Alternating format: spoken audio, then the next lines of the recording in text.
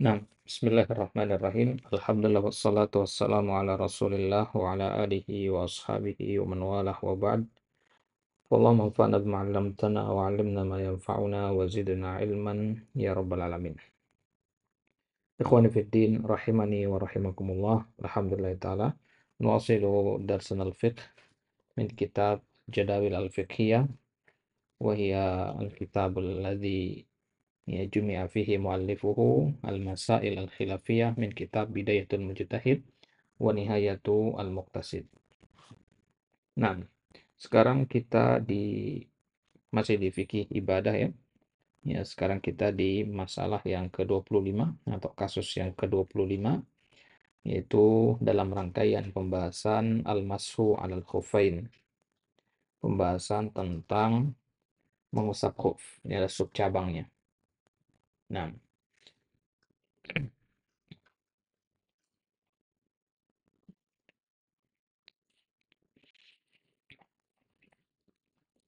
sebentar.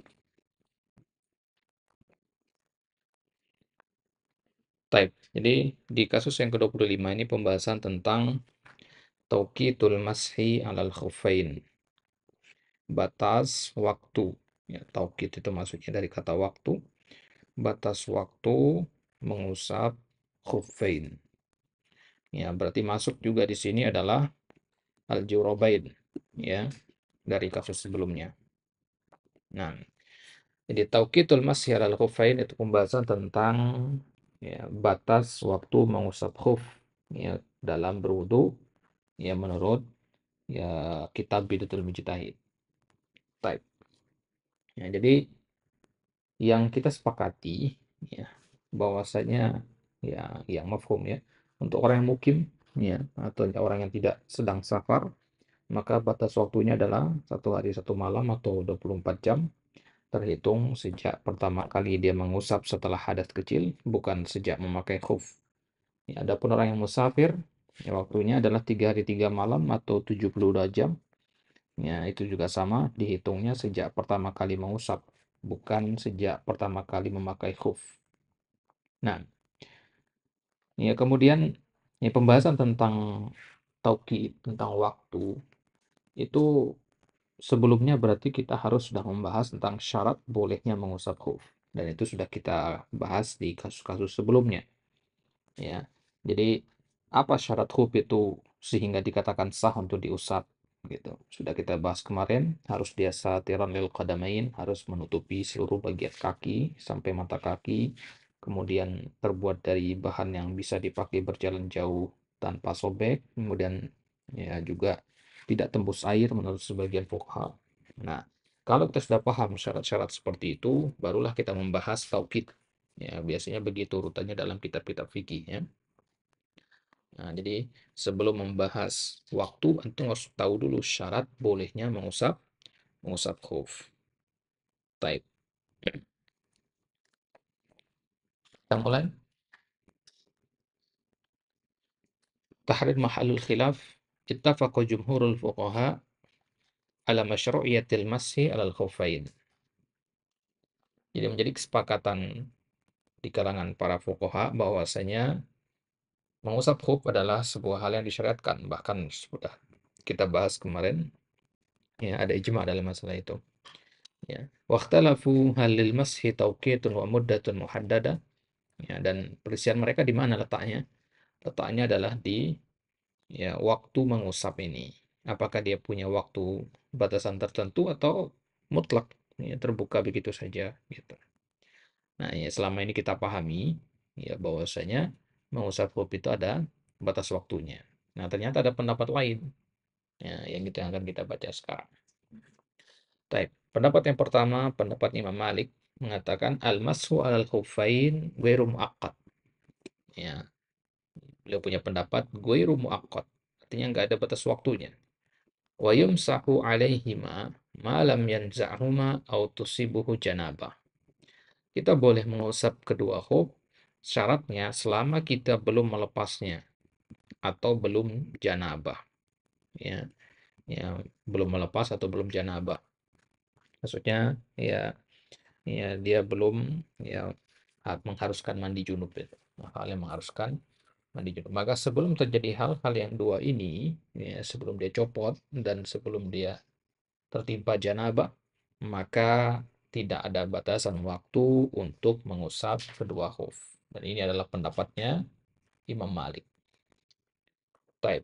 Kemudian pendapat yang kedua, dan ini yang ya masyhur, ini yang kita tahu selama ini, al-mashu 'alal khuffain muaqqat bi yaumin wa lailah lil muqim wa thalathatu ayyamin wa layalihinna lil musafir. Mengusap khuf itu, ya seperti yang kita katakan di awal tadi, untuk orang yang sedang mukim itu 1 hari 1 malam dan 3 hari 3 malam bagi orang yang musafir.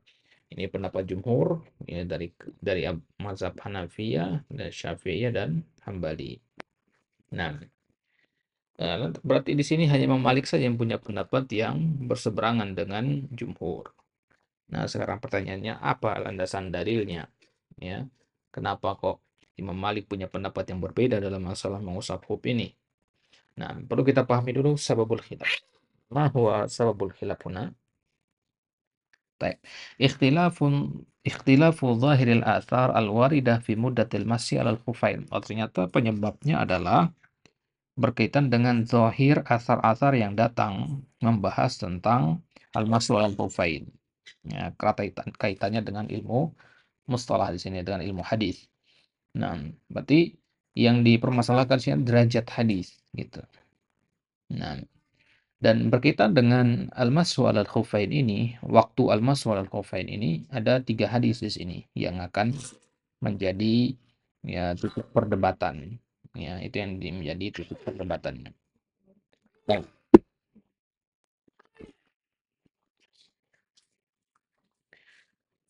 Baik, kita lihat apa dalil yang dipakai oleh Imam Malik untuk menentukan bahwasanya ya, al-mashu 'alal khuffain itu ghairu muaqqad. Itu hadisnya Ubay bin Amarah ya, radhiyallahu anhu. Qala, "Ya Rasulullah, amsahu 'alal khuf?" Qala, "Na'am." Qala, "Yauman?" Qala, "Na'am." Qala, "Yaumain?" Qala, "Na'am." Qala, "Wa thalatha?" Qala, "Na'am." Hatta balagha sab'an tsumma qala, "Imsah ma badalak."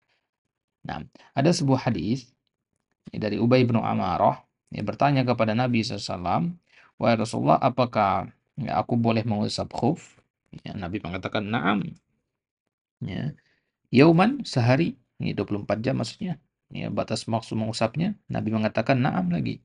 Kemudian 2 hari, 24 jam, na'am Nabi katakan lagi. Kemudian 3 hari, na'am. Terus begitu 4 hari, 5 hari, 6 hari, sampai 7 hari. Kemudian Nabi katakan, imsah ma badalak. Ya, ya, imsah ma badalak. Ya, maksudnya adalah ya udah usaplah khuf itu ya ma badalak ya kapanpun atau tanpa batas batas waktu. Nah, bada itu artinya dhahara ya. Ma dhahara laka, maksudnya ma dhahara laka minal waqt ya. Ya kalau mau 10 hari, 20 hari ya silakan gitu. Nah, dan hadis ini ya diriwayatkan oleh Imam Abu Daud dalam sunannya, kemudian dalam Toha itu dalam kitab Mushkilul Athar ya, dalam kitab Mushkilul Athar ya, kemudian ya Hamim itu dalam Musnad Imam Ahmad, kemudian Ta itu Imam Tirmidzi, ya, Jimah itu dalam Sunan Ibnu Majah, Haba itu apa? Darqutni kalau nggak salah ya. Nah, ya. Wa dha'afahu Ibnu Hazm dan didhaifkan oleh Ibnu Hazm dan Imam An-Nawawi serta Ibnu Abdul Bar. Ya, jadi sebagian ulama mendhaifkan asar ini. Berarti Imam Malik menganggap hadis ini adalah hadis yang sahih, ya, bisa dijadikan hujjah. Ya, maka berdasarkan hadis ini jelas berarti ya bahwasanya mengusap khuf itu tidak ada batas tenggat waktunya.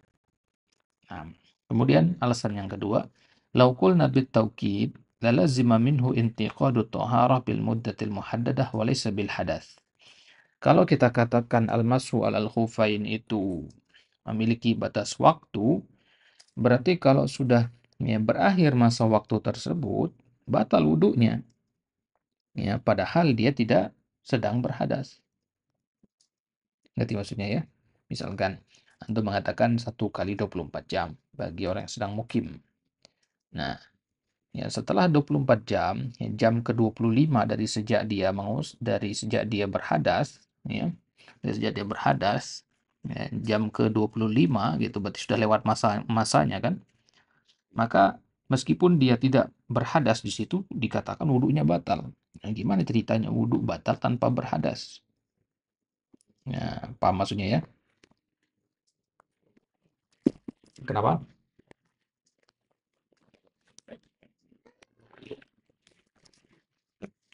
Iya, itu kalau pendapat Imam Malik. Makanya Imam Malik mengatakan, kalau kalian mengatakan ada batas waktunya, misalkan 24 jam, berarti konsekuensinya lebih dari 24 jam, otomatis batal wudhunya. Padahal dia nggak ngapa-ngapain, nggak berhadas gitu.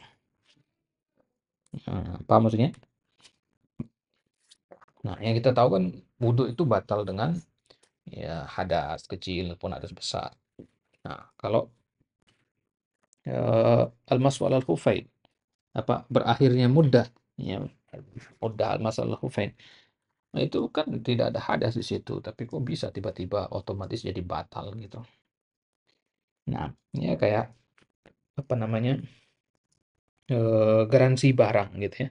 Kita beli barang, ya, kemudian ya sudah habis masa ini berlakunya, ya masa garansi itu kan biasanya 1 bulan misalkan ya, katakan 1 bulan. Nah, hari ke-35 misalkan antum datang untuk mengklaim garansi sudah tidak bisa, ya sudah tidak bisa karena itu kalau kita ngasih taukid, ya, itu kata Imam Malik. Tapi kalau nggak kasih taukid berarti loss saja tuh, kapanpun boleh gitu. Nah, ini berdasarkan ya, ijtihad yang seperti ini ditambah dengan hadis Subay bin Amarah tadi, ya Imam Malik pun menyimpulkan bahwasanya ya almas wal khufain itu ghairu muaqqat. Baik.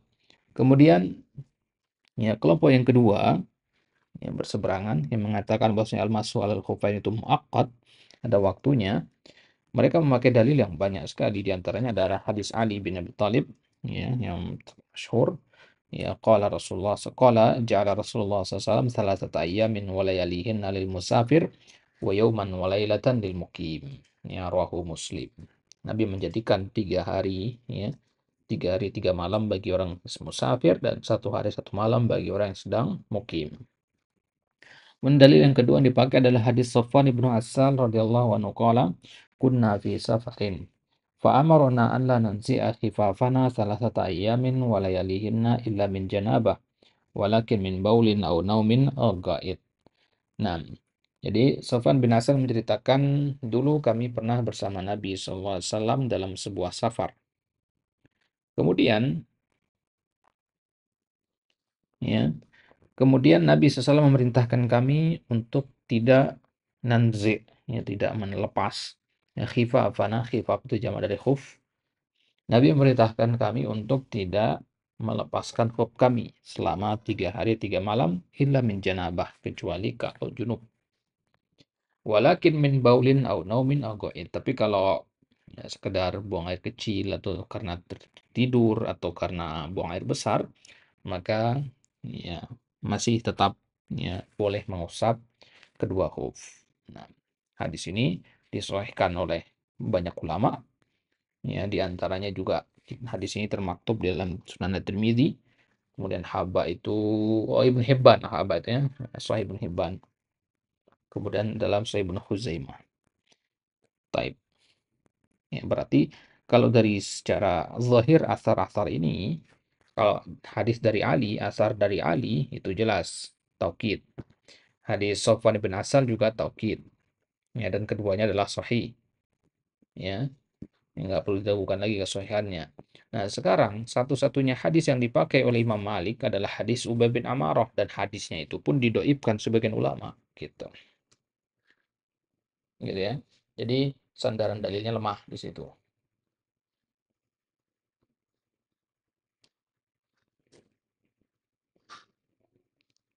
Kenapa?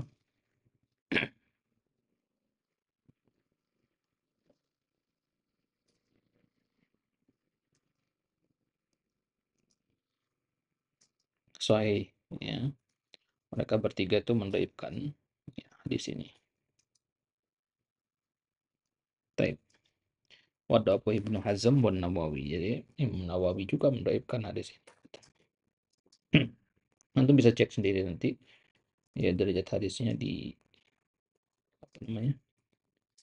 di Ibnu Hazm, coba antum cek nanti di Al-Muhalla Ibnu Hazm atau Al-Istizkar atau di Al-Majmu'.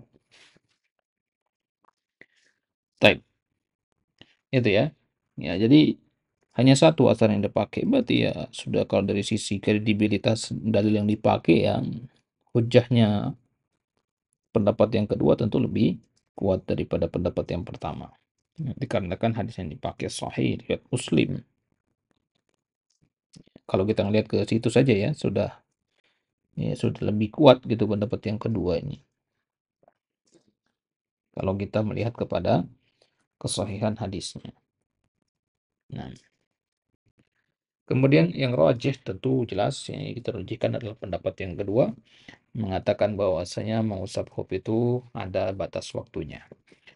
Wa haditsu Ali radhiyallahu anhu nasun fi mahallil khilaf yu'ayyidu haditsu Safwan.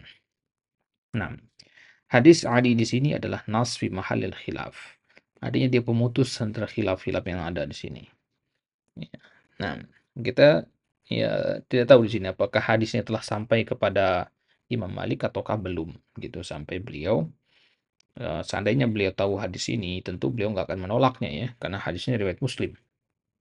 Nah, ditambah lagi hadis ini, hadis Ali ini didukung oleh hadisnya Sofwan, yang mana hadisnya Sofwan ini meskipun tidak ada dalam Sahih Muslim atau Sahih Bukhari, tapi disahihkan oleh lebih dari satu orang ulama. Baik. Ibnu Rushd mengatakan ya, hadis Ubay bin Amarah lam yathbut ba'd wa yajibul amalu bi haditsai Ali wa Safwan radhiyallahu anhum wa huwa al-azhar. Nah, Ibnu Rushd menambahkan catatan di situ di dalam Bidayah. Beliau mengatakan hadis Ubay bin Amarah yang dipakai sebagai dalil oleh Imam Malik itu adalah hadis yang lam yathbut ba'd. Ya, memang nggak sabit hadisnya gitu. Ya. Derajat hadisnya nggak sabit gitu.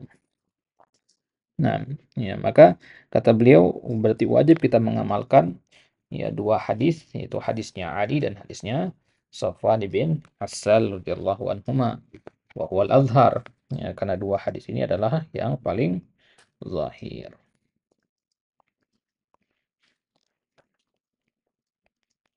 Nah, kemudian samaratul khilaf. Nah, sampai situ ada apa tanya?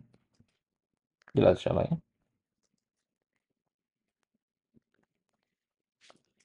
Hmm. Ya, selama ini sebenarnya kita juga berpikir nggak ada khilaf dalam masalah ini ya. Saking masyhurnya permasalahan ini, tapi ternyata ada aja gitu ya. Ada aja ya, yang menyelisihi gitu.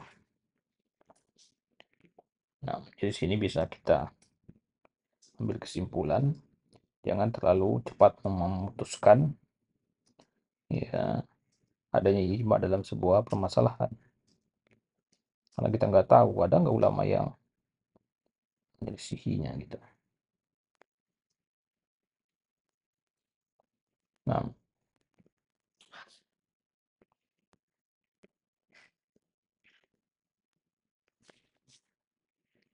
sama terkhilaf. Ya, kemudian apa pengaruh dari khilaf ini? Ya, artinya kalau kita bilang pendapat yang pertama konsekuensinya apa? Ya, kalau kita ambil pendapat yang kedua konsekuensinya apa? Yasihu wudu'ul almasi ala khufaihi wa jawaza thalathata ayyam. Ya, berarti kalau kita pakai pendapat Imam Malik nggak masalah berarti. Ya, nggak masalah, nggak batal wudunya. Ya, afwan, ya, nah. Ya, jadi walaupun waktu waktu ininya sudah habis ya tetap masih bisa masih bisa dilanjutkan gitu. Meskipun sudah lewat 3 hari 3 malam bagi orang yang sedang musafir. Nah, ya kalau kita ambil pendapat yang kedua, ya jelas berarti batal. Ya, berarti tidak sah mengusap khufnya. Baik. Nah, sini tadi anak sambilan cek tadi hadis ini ya hadis Ubay bin Amarah ini ya ada versi lainnya ternyata. Ya, hadis ini ada versi lainnya yang mengatakan kalau ya Rasulullah amsahu alal khuf. Ya, kalau di versi lainnya mengatakan amsahu alal khuffain. Ya, Nabi menjawab na'am idza adkhaltahuma wa huma tahiratan. Jika engkau memasukkan ya khuf itu artinya engkau memakai kedua khuf itu dalam keadaan suci. Nah, tambahan faedah ya. Kalau redaksi yang ini memang nggak ada masalah taukid disebutkan di situ di hadis ini ya. Ya, tapi perawinya sama itu ya, Ubay bin Amarah. Nah, dan kalau derajat hadis yang ini derajatnya hasan. Ya, ini derajatnya hadisnya hasan, tapi ya berarti dia bisa dijadikan sebagai hujjah dalam masalah al-masu alal khufain. Gitu ya. Jadi jangan salah cari nanti hadisnya. Ya. Intinya adalah pada kata taukidnya itu ya. Ada kata yauman, yaumain, talatha, dan seterusnya itu. Nah, jadi kalau untuk cari torof hadisnya, cari dari sini nanti. Sah ma badalak. Kayak ketik ini nanti kalau antum cari di aplikasi atau apa, ya, dari kata situ ketiknya. Imsah ma badalak. Kalau antum cari dari awal, nanti ketemunya redaksi yang lain dan itu hasan. Ya. Dan itu tidak membahas tentang taukid kalau yang itu. Baik. Ya, أظن هذا واضح. Ya, هذه المسألة إن شاء الله واضحة عندكم. لا مشكلة هناك. من أراد أن يراجع هذه المسألة بدقتها فليقرأ في أصل الكتاب وهو كتاب بداية المجتهد مجلد الأول صفحة 44 كتاب الهداية بدء الصناعي وإلى آخره. نعم نكتفي بهذا إن شاء الله تعالى نواصل في اللقاء القادم في المسألة الخامس والعشرين حكم من غسل رجليه ولبس خفيه ثم أتم wudu'ahu hal yamsahu alaihima.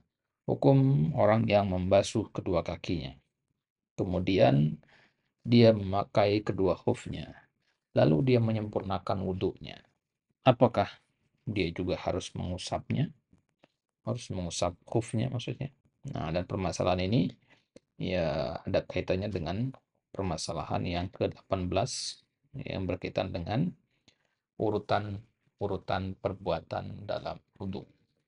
Ya. Boleh nggak urutan wudhu itu dibolak-balik gitu. Nah, ada wa natafi bihada. Wassallallahu ala nabiyina Muhammad wa ala alihi wa sahbihi wasallam.